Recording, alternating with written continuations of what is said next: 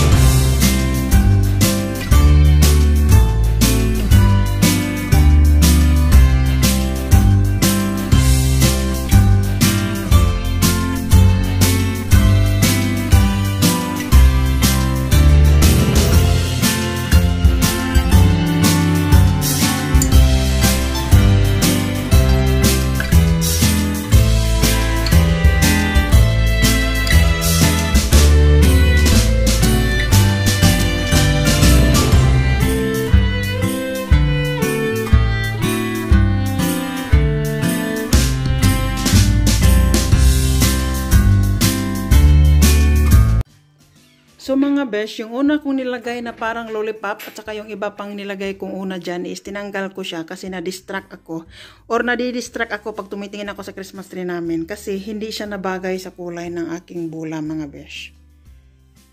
Kaya pinalitan ko na lang siya ng purong pampas. Ayan. So yung pampas, medyo kahawig itong pampas na to, medyo kakulay niya tong bula. Tapos yan. Ito is binili ko siya. Meron ako nakita sa isang Asian shop na isang piraso lang siya, 1 euro 50 cent, ay 1 euro 80 centavo ata yun. So hindi ako bumili nun kasi ang mahal-mahal niya tapos isang piraso lang. So bumili ako ng isang bungkos na 3 euro. Yung madami na siya sa isang tali. So tapos pinaghiwalay-hiwalay ko siya. So yeah, ayan yun siya lahat.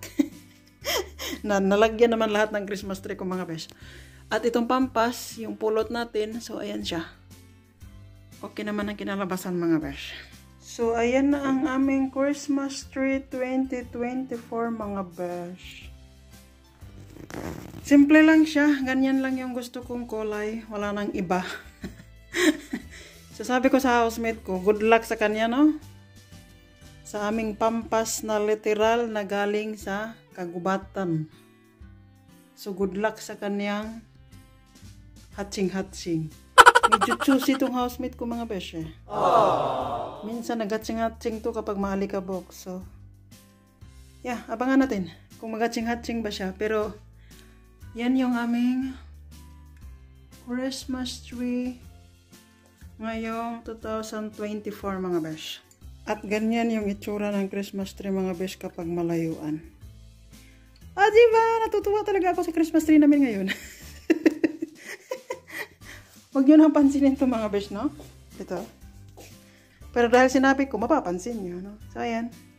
Gumagana yan mga besh. Actually, gumagana yan. Ulit-ulit. So, nilagay yan ng aking housemate. Baka daw kasi may bata na pupunta dito. O, diba? May palaro kami. Wait lang. Bakit hindi mandar? Mandar yan eh. So, ayan. Umandar yan mga besh. Mag-ikot-ikot daw kapag may batang pupunta dito mga besh. Pwede daw maglaro dyan. Sa baba ng Christmas tree namin. Actually mga bes, pulot lang ito ng housemate ko. Inayos niya. Teka muna, ang ingay. Manahimik muna kayo. Tapos inayos niya, tapos nilagay niya dyan sa Christmas tree namin. Para ngayon nga, pag may bata daw, hindi maglaro sila dyan. Wala naman pupuntang bata dito. Sinong bata ba pupunta rito? Wala naman. Ay, itong housemate ko talaga. Pero yeah, ayan yung Christmas tree namin ngayong taon. 2 gift sa baba dahil 2 lang naman kami. So 2 lang ang nakalagay. So, Merry Christmas sa inyong lahat mga besh. Sana Merry ang Christmas nyo. At advance Happy New Year. Maraming salamat sa panonood at see you again in my next video.